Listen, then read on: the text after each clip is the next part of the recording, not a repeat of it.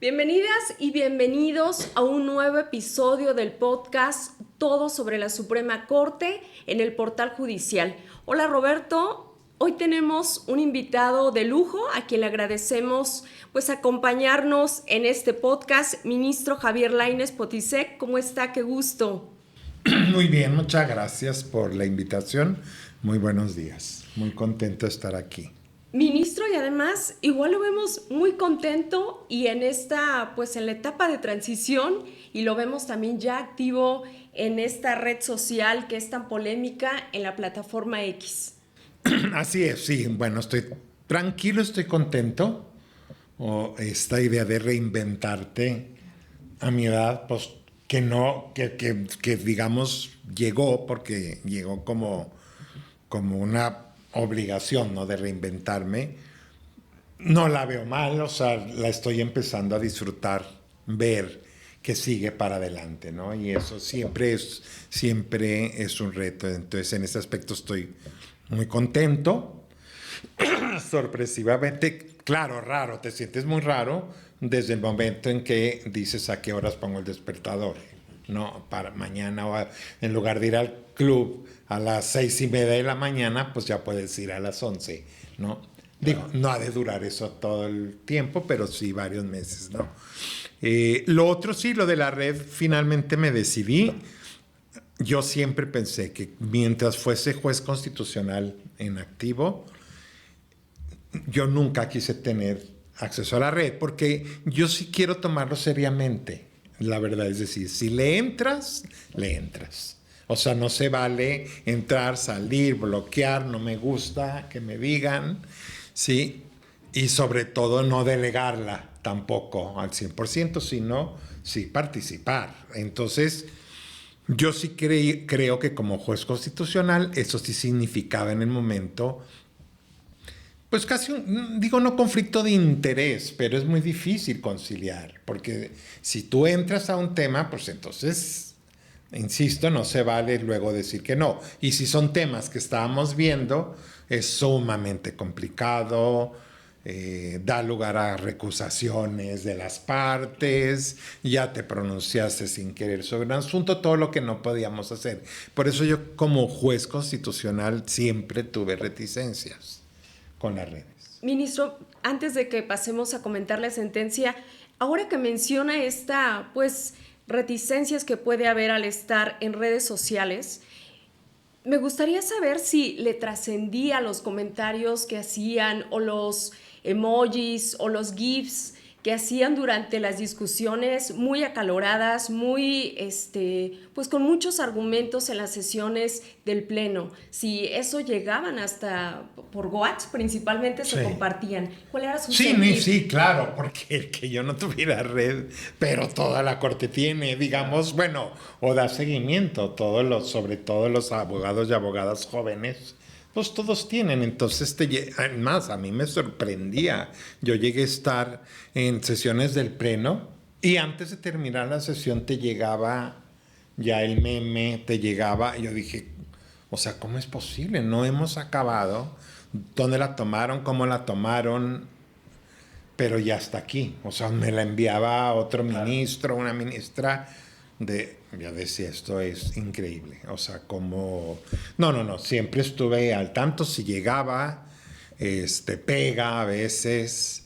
Bueno, digo, otras veces te da gusto, otras veces te desespera un poco el no poder salir a explicar y decir, no es así, no es así. Sobre todo en las discusiones más complejas o técnicas que se daban en el Pleno, ¿no? Claro. Pues ministro, pues qué gusto tenerlo, bienvenido y saber que está bien y que está contento en esta nueva etapa. Como sabe, pues nos gustaría comentar con usted la sentencia, el amparo en revisión 63-2025, un amparo en revisión que fue proyecto de su ponencia aprobado por la segunda sala en los últimos meses, de las últimas sentencias, pues digamos, relevantes en el sentido de la importancia de la temática que resolvió la segunda sala, que tiene que ver con el asunto de Lorenzo Córdoba, quien fue presidente del Consejo del INE, y que pues llevó a cabo un litigio, digamos, defendiendo su derecho al honor frente a una publicación de un libro por parte de la Secretaría de Educación Pública y en el cual la segunda sala le termina concediendo el amparo. No sé si, pues para empezar, nos podría contar un poco de qué iba el conflicto, digamos. Sí, sí, y gracias porque os agradezco doblemente la invitación. Es lo que te comentaba ahorita, la impotencia de cuando oías el comentario del máximo nivel, o sea, de la jefa de Estado, eh, sobre esa sentencia y donde tú dices es que esa no era la litis, o sea, no era eso.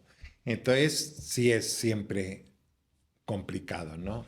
Por eso, pues agradezco mucho, porque sí fue una sentencia muy interesante. A ver, aquí lo que pasa es, todos sabemos que es un hecho público, él mismo lo ha reconocido, que este exfuncionario público, Lorenzo Córdoba, fue captado, fue interceptada una llamada suya personal, lo cual es ilegal, pero bueno, ese es un hecho que aconteció, donde hablaba o se mofaba o hablaba de manera despectiva, si tú quieres, de comunidades indígenas.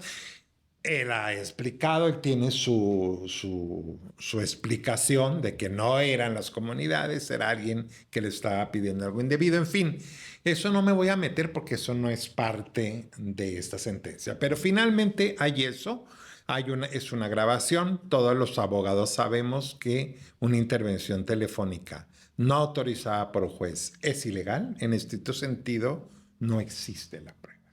No se puede usar para nada, ¿no? Pero bueno, eso pasó. Hubo denuncias ante la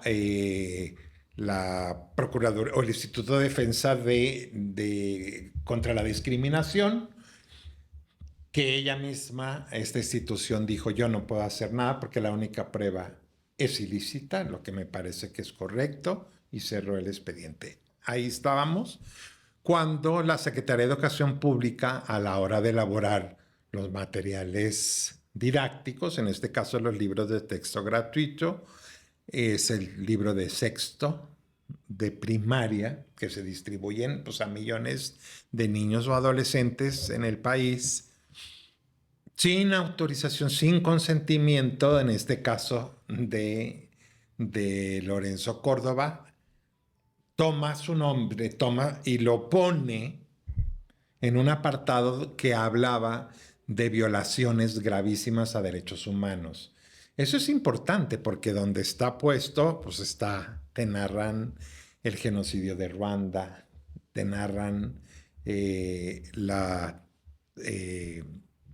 del crimen contra la humanidad de los nazis, en fin, realmente violaciones muy graves. Y ahí ponen palabras más, palabras menos, y Lorenzo Córdoba, presidente del Instituto Nacional Electoral, discriminó y, bueno, se le acusa de discriminación y violencia contra los pueblos indígenas. Entonces, ¿qué pasa aquí? Él promueve un amparo, indirecto en este caso, y dice: eso que estás haciendo viola mis derechos. El que hayas tomado eso sin mi consentimiento y me exhibas como un discriminador violento, afecta mis derechos humanos, ¿no? Promovió un amparo y en primera instancia, desde la primera instancia, la jueza de distrito le concedió la razón. Por argumentaciones que no son las que tomamos en la segunda sala. La jueza lo que hizo es irse por el derecho a la educación, ¿no? Dijo: la SEP está violando el derecho a la educación en interés superior del menor porque no es objetivo las facultades que tiene para elaborar estos instrumentos no le dan como para hacer un juicio realmente objetivo de una persona y colocarla como un ejemplo. Entonces, viola el derecho a la educación. Hasta ahí, digamos, gana el amparo, se concede el amparo para efectos de que ya no se distribuyan los libros, o al menos no sin suprimir esa parte. Y bien importante, esos libros ya están en versión digital. Entonces, la instrucción también de la jueza es: suprime ya la versión digital de esto, ¿no? Pero entonces es la autoridad que recurre. Entonces es la autoridad que interpone un recurso de revisión ante el colegiado, toda la parte procesal, no vale la pena que nos refiramos ahorita, pero dice, Corte, creo que tú debes de ver esto, por lo que está en juego. Claro, dice el colegiado el derecho a la educación, el interés superior, pero también el derecho a la honra, a la reputación de una persona. Entonces lo manda y efectivamente lo vimos, cae en la segunda sala y a mí como ponente. Entonces, ¿qué es lo que pasa? La segunda sala interpone, inicia el análisis y efectivamente, lo voy a decir así, confirma la concesión del amparo que ya venía desde la primera, pero la modifica. O sea, modifica la sentencia, es el resolutivo, se modifica y se concede el amparo. Por eso realmente confirmó la concesión. Pero sí, nosotros en la sala dijimos, pero no es por el lado del derecho a la educación. Porque ahí, y sin entrar a muchos tecnicismos, no tendría interés legítimo ni jurídico. Conforme a los propios criterios de la Corte, un quejoso que no forma parte ni de esa comunidad sería capaz de acreditarte un interés legítimo para defenderle derecho a la educación de los niños. Sí, digamos, no era un estudiante. No era exactamente ni un estudiante, profesor. ni un profesor, ni un padre de familia que dijera a mis hijos le dieron estos libros, donde pudieras haber dicho, bueno, si no es interés jurídico, pues es interés legítimo. No. Entonces, en materia educativa, no, que es consistente con criterios. Ustedes saben que la Corte, cuando ha habido otros juicios de amparo donde se pretende entrar o que pretende incluso a veces una empresa promover contra en derecho a la salud por la prohibición de venta de alimentos chatarras.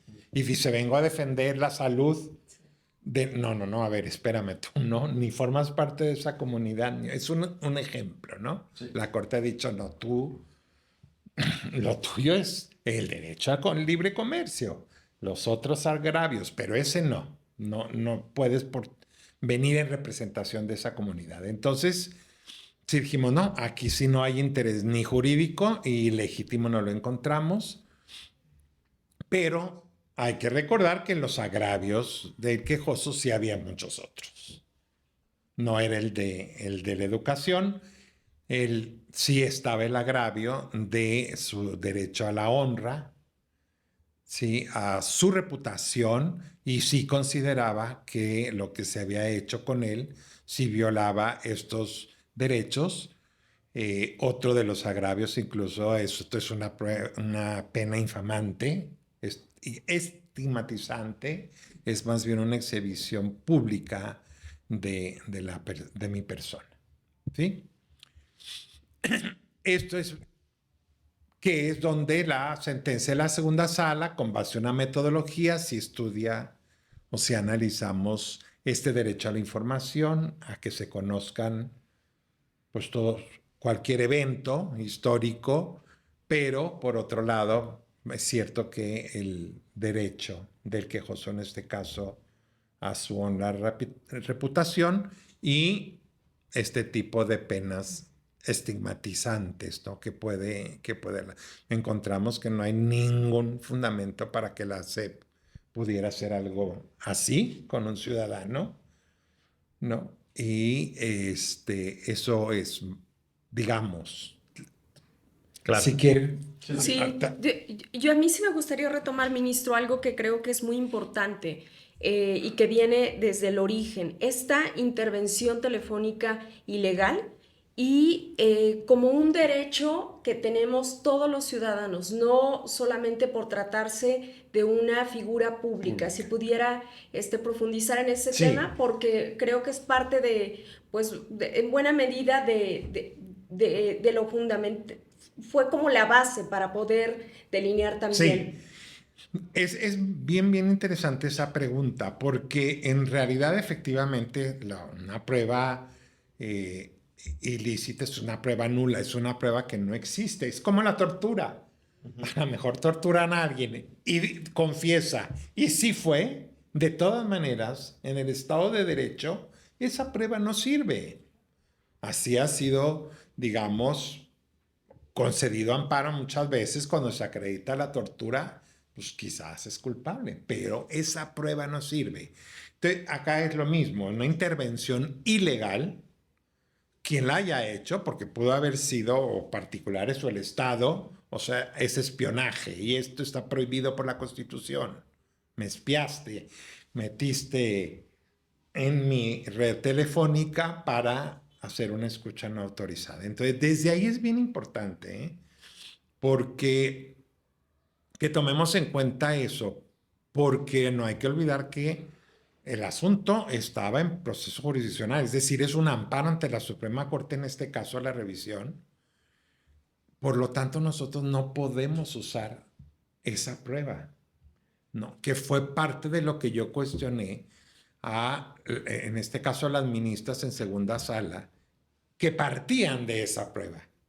Entonces yo dije, somos jueces constitucionales, no puedes partir, que lo hagan los políticos, no digo que esté bien, pero bueno, si me explico, pues que lo haga un político, que lo haga cualquier otra persona y diga, es que se oyó, yo dije y lo repita. Bueno, pero nosotros no podemos, o sea, esa prueba para todos los efectos no existe. Tan es así que la institución encargada de la lucha contra la discriminación, que no es un órgano jurisdiccional propiamente dicho, dijo, no hay expediente que abrir, porque la única prueba que me trajeron es ilegal. O sea, correctamente lo hizo. Entonces, eso que oímos todos es una prueba ilegal y lo que tenemos que hacer, al menos en estos procedimientos, es decir, eso no existe. No lo oí para efectos de un juicio. Entonces, sí es importante porque parte de las alegaciones contra la sentencia partían de eso. Así empezaban los posicionamientos, repitiendo cuando eres juez constitucional o no, no puedes usar una prueba que es ilícita. Y esto me parece que es muy importante, porque si entonces sigues analizando, tú dices, bueno, entonces la SEP además usó, o sea, puso lo que puso en los libros de texto gratuito con una prueba ilícita. Yo sí, es evidente que no le preguntaron al jurídico de la SEP, no yo. Fui jurídico de varias secretarías, pues si te hubiera preguntado, le dices, esto ni te metas, porque lo que se sabe viene de una prueba ilícita y esto te van a demandar o te pueden contrademandar, en fin, ¿no? Hubieras dicho no, jurídicamente no existe. A mí me gustaría, ministro, también ahondar en otros aspectos de la sentencia, y tal vez vale la pena recordar primero también el texto que se publicó, ¿no? Se dijo, 2015 en México, el presidente del Instituto Nacional Electoral, Lorenzo Córdoba Vianello, se mofa de los representantes de las naciones originarias. Ese es el texto, digamos, que está en discusión y creo que vale la pena, digamos, reiterarlo para nuestro auditorio. También hay un tema, digamos, del estándar que utiliza la Suprema Corte, porque la Corte dice, hay 3 pasos que tenemos que verificar. El primero es si esto es de relevancia pública, si es veraz y si es objetiva o imparcial. Considera que sí es de relevancia pública, pero que no es objetiva y no es veraz. Tiene mucho que ver con el contexto y le expreso mis dudas en esta parte de la sentencia, porque yo entiendo que claramente él no es digamos, su trayectoria profesional como académico y como funcionario público no se reduce a esta expresión. Mi pregunta sería si la manifestación que se hizo en los libros de la SEP se tiene que evaluar en sí misma solamente o tenemos que tomar en consideración, como la sentencia se dice, está dejando de lado toda su carrera profesional, digamos. Le estamos poniendo un tache público muy fuerte por esta expresión, ¿no? Y mi pregunta sería, cuando se está evaluando el texto en lo particular, y creo que el contexto que usted puso también es relevante, estaba en el mismo lugar en que estaban otras tragedias, digamos, como el Holocausto, ¿no? Entonces, que eso es relevante. Pero si cuando evaluamos este tipo de textos en particular, específicamente el texto, tendríamos, la sentencia dice que sí, pero si tenemos o no que evaluar, pues más en general, la trayectoria profesional de la persona. Yo creo que sí, ese punto, o sea, le diste al clavo, fue de los más difíciles. Le comparto, yo tengo muchas dudas sobre ese punto de la argumentación. En mi ponencia había quien decía, no, verás, sí, porque lo reconoció. Le dije, eso no te da veracidad en lo que estamos analizando como parte del test. Él nunca reconoció, yo discriminé y esto, sí me explico, y los odio de manera violenta, ¿no?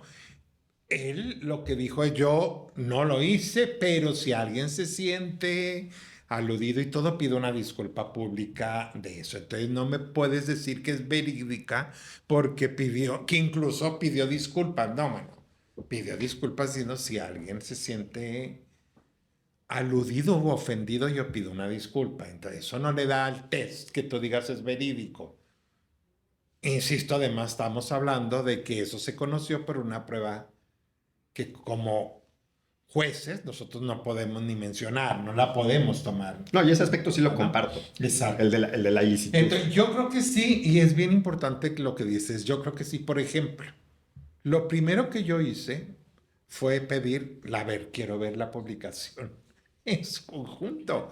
Y entonces, ya, con mis abogados, a ver la página y todo, exactamente ver ese contexto de cómo no, si corres, o sea, te están diciendo, te están poniendo al lado de esos fenómenos de criminalidad sin nombre en la historia de la humanidad, como Ruanda o como el Holocausto.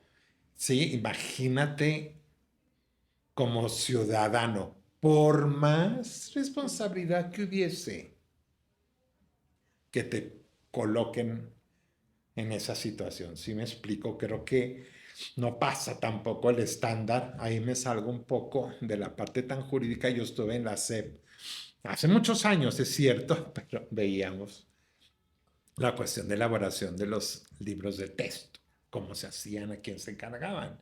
Entonces, yo entiendo que quienes aprueban lo que va en un libro de historia, por ejemplo, o un texto como este, son pedagogos que tienen precisamente esa expertise para diferenciar un hecho, por más lamentable que sea, que pase con un evento histórico, como para que lo puedas llevar ahí ya de manera como un hecho histórico, ¿no?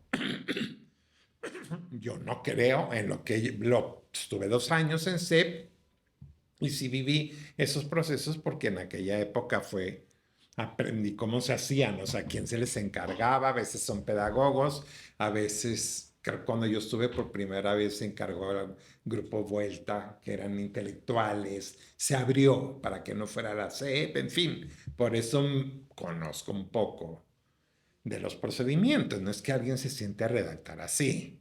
Claro.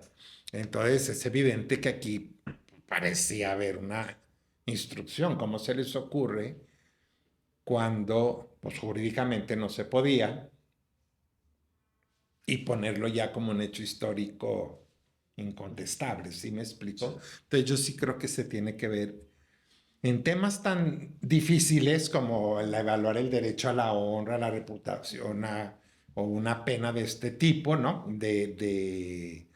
Eh, inusitada, infamante. O sea, esta estigmatización a la que puedes llevar a una persona, creo que sí lo tienes que ver Sí, como un escarnio público, digamos. como un escándalo. Sí tienes que ver eso. Y a mí me pareció, retomando lo que mencionaba Roberto de este test al que sometieron pues la publicación, el tema de la objetividad e imparcialidad. Porque al analizar pues la publicación no hay al hacer esta revisión con el derecho a la información, no se cumple la objetividad e imparcialidad. Claro. Es correcto. Por eso el test resultó contrario a la autoridad. No hay absolutamente ninguna objetividad. Porque si tú ves, hay que ver qué contestó la autoridad. Ustedes saben, en el juicio de los informes justificados, o sea, qué dijo. Y nunca, nunca la SEP, en este caso, defendió su potestad de decir yo narro un hecho. Esto que estamos diciendo a mí me hubiera gustado. Si yo hubiera sido abogado de la SEP, pues es lo que yo hubiera intentado argumentar y decir, no, no, no, no. Si es una potestad que tengo de recoger hechos, o sea, de esa argumentación no hay nada. La autoridad se fue muchísimo a muchas causales de improcedencia, que ya era un hecho consumado, que era basado sobre hechos futuros de realización incierta porque no acreditó la afectación a su persona. Este tipo de que desde primera instancia la jueza de distrito dijo no. Y como consumado de modo irreparable, si tienes la página de internet abierta, o sea, sigue vivo la violación, ¿no?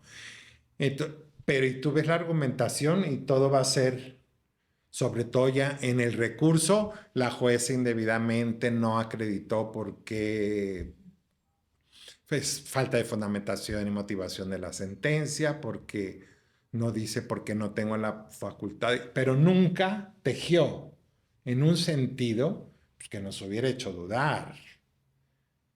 Sí, y para eso hubiera tenido que haber explicado cómo se hace un libro, qué contenidos llegan ahí y qué potestades tiene para hacerlo. De eso no hay nada. Entonces, era un amparo muy difícil de negar, la verdad. ¿Eh? La verdad era un amparo muy difícil de que tú negaras eso.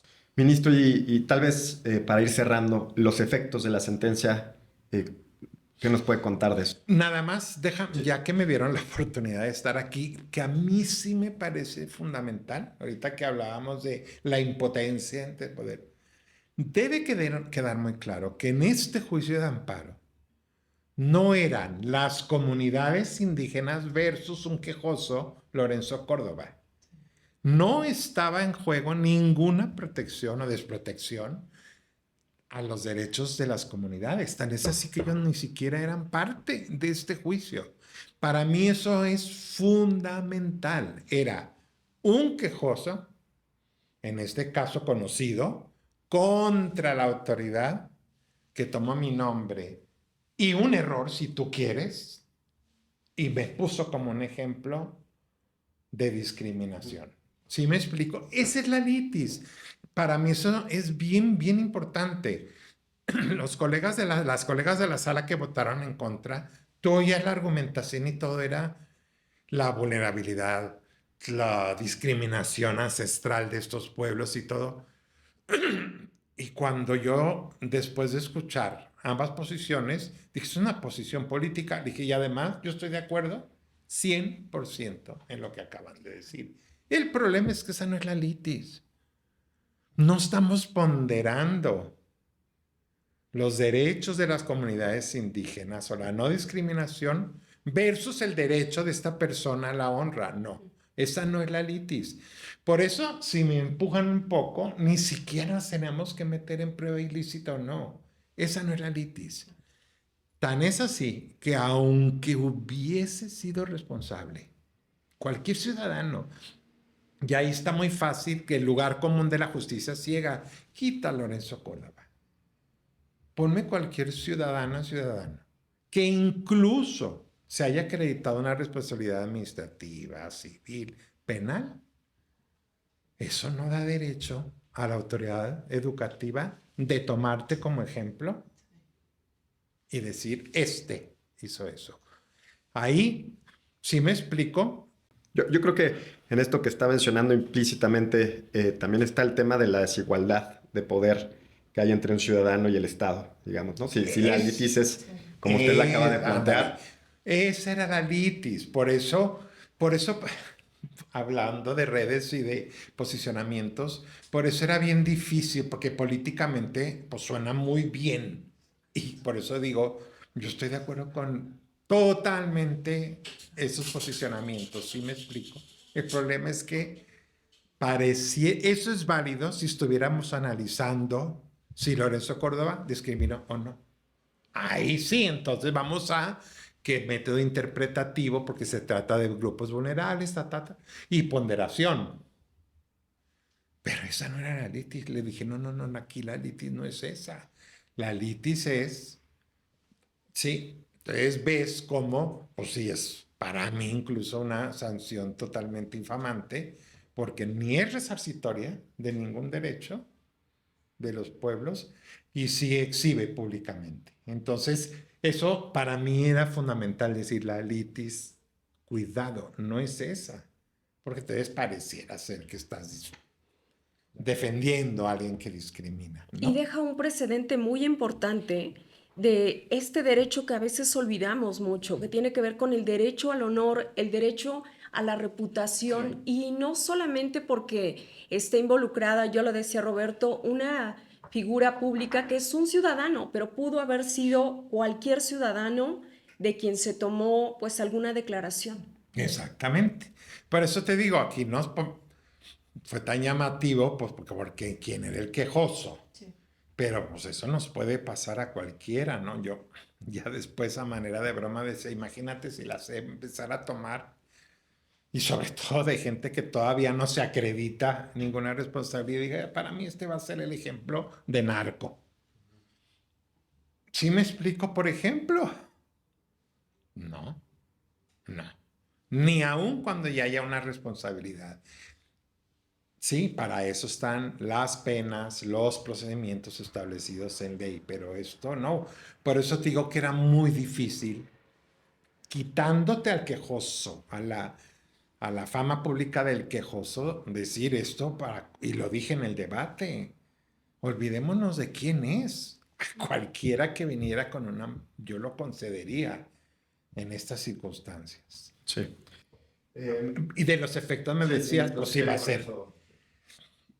Digamos, lógicamente va a haber muchos que no se pueden cumplir porque por los libros lo tienen los niños o adolescentes en su casa y eso pues no puede haber un juez que diga, tráiganme los libros, ¿no? En todo caso, pues la nueva producción no puede llevar esa frase, sí, hacer alusión a este quejoso, y lo que sí, pues tiene que corregirse, sí lo pueden hacer de inmediato la página digital. ¿Va a cumplir la Secretaría de Educación? No lo sé. Igual, el quejoso pues igual va a tener que, no lo sé, si tenga que entrar a un calvario de ejecución de sentencia o cumplimiento de sentencia, la verdad no lo sé. Pero es. Y ahora que vimos, pues en este periodo de transición, ministro, vimos su mensaje muy emotivo, muy, pues muy sensible también en la última sesión de la segunda sala y también al rendir el último informe ante el Pleno. ¿Cuál es ese sentimiento que lo acompaña? Yo sé que ya nos decía que está pues un poco con la renovación, con el transformarse, pero pues ese sentimiento lo vimos, estuvo ahí. Sí, sí, estuvo ahí porque y te voy a decir algo de verdad, y no es por hacerme el fuerte o el héroe y todo. Ya no tanto por mí o por los 11, o bueno, ya éramos 10, ¿verdad? Los 10. Yo, desde el inicio de esta reforma, lo puedo decir ahora más abiertamente en las negociaciones o pláticas que yo tuve de muy alto nivel con actores políticos, yo dije, por favor, ya en la desesperación, quítenos a nosotros, pero no toquen el resto del Poder Judicial. Si eso ayuda, si es político, pues ya, los 11 y vámonos, ¿sí? La parte emotiva dolorosa es cuando ves con todo el personal, ¿no? O sea, la verdad, yo en enero estaré dando clases en alguna institución y mi vida va a seguir igualita. O nueva. A lo mejor más divertida o a lo mejor sí me explico, pero sí es doloroso ver es tanto todas las categorías, todos los niveles, hasta el personal administrativo, este, decepcionados, angustiados, tristes, y eso pesa mucho, mucho en tu ánimo. No nada más eso, lo más doloroso es cuando te encuentras una jueza, un juez, ayer en la Condesa, cenando. Sí, encontré abogado que estuvo en la corte con Medina Mora un tiempo y estaba ahí y me presentó un juez que salió el día primero. O sea, igual que yo, juez de control, que ha de andar pues también, ¿no? Pues me imagino buscando chamba y todo. Y de esos pues sí me he encontrado juezas y todo. Y eso de verdad que eso sí te parte. Cuando, ay, ya yo salí el día primero y entregué, o sea, esa es la parte emotiva de este sentimiento mm, de ver a esta gente despidiéndose a pesar de que tenían años ahí y todo. Yo creo que es la parte más dolorosa para mí de la reforma. Yo creo que eso fue lo que pasó, porque yo estuve 10 años, es cierto, me faltaban 5, fue muy buen periodo, o sea, tampoco fue poco tiempo, me hubiese dolido más llevar a 2 o 3 años, ¿no? No digo que ahorita no me duela, pero pues fueron 10 años, un muy buen periodo de mi vida profesional ahí. Te digo, a mí me duele cuando me encuentro, que ya me he encontrado a magistradas y todo, pues que se estaban despidiendo y eso sí cala, porque, pues porque los ves preocupados, los ves angustiados, o sea, Claro. Y pérdida de talentos que en algún hemos compartido, incluso Roberto también en redes sociales, pues esta preocupación de la pérdida la pérdida de de talento. talentos que al final pues tiene un impacto también en la sociedad, en la impartición de justicia. Es correcto, lo dije una vez en una entrevista, es el desperdicio, perdón por referirme así, de recursos humanos, yo creo que más grande de la historia contemporánea. O sea, toda esa gente a la que el Poder Judicial invirtió tantos años de capacitación y todo, te digo, te das cuenta y lo ves. O sea, yo fui a Torreón casi después de la elección y preguntas, por ejemplo, a estos magistrados y todo, aún a los que van para el 27, ¿no? Y entonces ya ves el colegiado que van a ser dos magistrados que promedian 30 años de experiencia con uno nuevo. Con un muy joven, está bien, igual es muy inteligente, pero con cero experiencia, ¿no? Pero acuérdate que ahí va a haber colegiados al revés, dos nuevos este, y uno de experiencia. Entonces, sí es un gran pérdida brutal de derechos, de recursos humanos. Esa es una realidad. Y algo que yo he subrayado también en las últimas veces que hemos platicado el tema, es que estamos pensando que los que salen en 27 es un respiro. Pero esto es irreal, ¿eh? Esto es irreal. O sea, estamos pensando, bueno, fue la mitad, pero la otra mitad ahí está. La otra mitad, después de que vio cómo se llevó a cabo la elección, otra vez hay que platicar con ellos. Yo, o sea, me asustó. Porque todavía ilusamente yo digo, bueno, hasta el 27 igual pueden pasar muchas. No, ministro, no como. Varios que le entraron, por ejemplo, en ese circuito de la laguna, ¿no? Pero he platicado también con los de Toluca, con otros que te dice que le entraron a decir, bueno, vamos a intentar mantenernos con la elección. Pues no ganó ni uno. Entonces, esa gente de aquí al 27 ya está buscando, ya está desmoralizada, ya está buscando que sigue, o, perdón que lo diga así, o buscando el acordeón ganador para 2027. O sea, ¿quién lo va a apoyar para 2027? No es hacer campaña, gastaron inútilmente los 800,000 tope y eso, y no sirvió. Entonces, es cierto, caí en la cuenta que los de 2027 están en una situación ahorita muy vulnerable, tanto desmoralizados como pensando que sigue. Cuando decíamos, bueno, la otra mitad ahorita no, esa mitad está diciendo, ya vi que el sistema democrático no es cierto. Entonces, pues el riesgo de inestabilidad en el Poder Judicial es latente. Del 27, o sea, de aquí a 5 años o más, en que se ve de todo eso. Ministro, pues muchas gracias por su tiempo. Al contrario, muchísimas nos honra gracias su presencia y bueno, como siempre, un gusto saludarlo y desearle todo el éxito en esta nueva etapa. Muchas gracias. Sí, agradecerle. Muchísimas gracias. Y no sé si usted quiera alguna reflexión final. No. Muchas gracias.